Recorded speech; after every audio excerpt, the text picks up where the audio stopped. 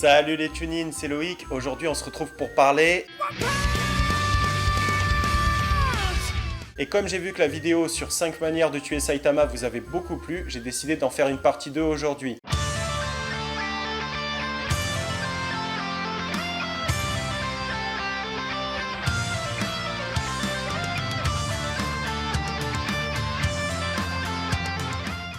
La première solution pour tuer Saitama, c'est tout simplement d'écrire son nom dans le Death Note. Mais par contre, tu t'en doutes, il y a plusieurs conditions. Déjà, pour tuer quelqu'un avec le Death Note, il faut avoir le prénom et le nom de famille. Et comme tu le sais, on ne connaît pas le nom de famille de Saitama. Donc pas le choix, si tu veux pouvoir le battre, il faut faire l'échange des yeux et sacrifier la moitié du temps qu'il te reste à vivre. À supposer bien sûr que Saitama est un nom de famille. Après bien sûr, il faut que Saitama ne soit pas immortel. Dans le manga, on apprend qu'il a réussi à briser les limites qui sont naturellement imposées aux hommes. Mais est-ce que ça veut dire pour autant qu'il est devenu immortel? À mon avis, c'est encore trop tôt pour le dire. Donc je vous laisse vous faire votre propre avis. この世に不必要な人間を消すことのできる奴がいるか。でも僕にならできる。やろう。デスノートで世の中を変えてやる。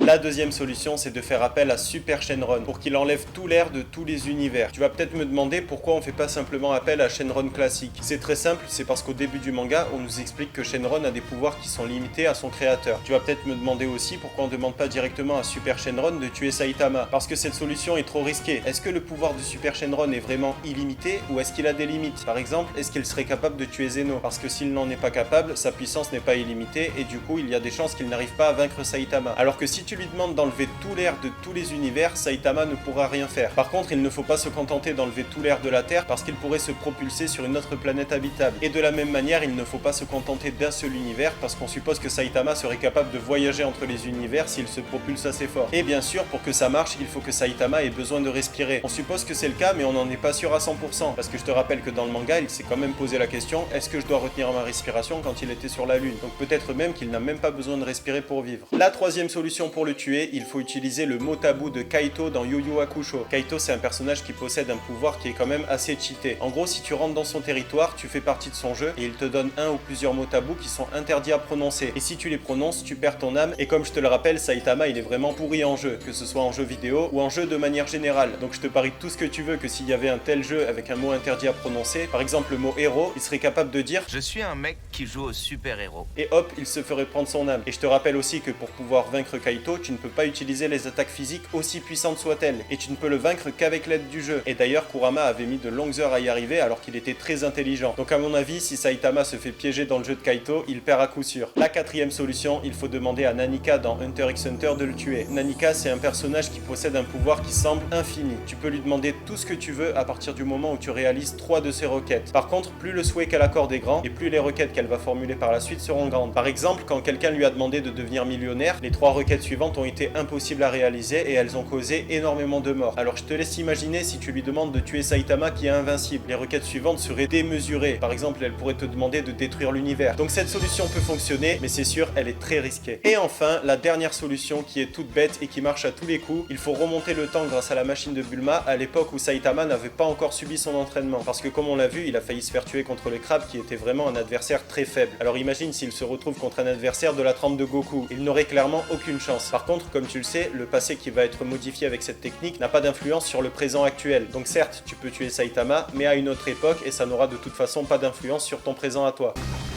バカかお前。退屈な人生に刺激が欲しくて他の星を襲うなんて OL でも考えねえぞ。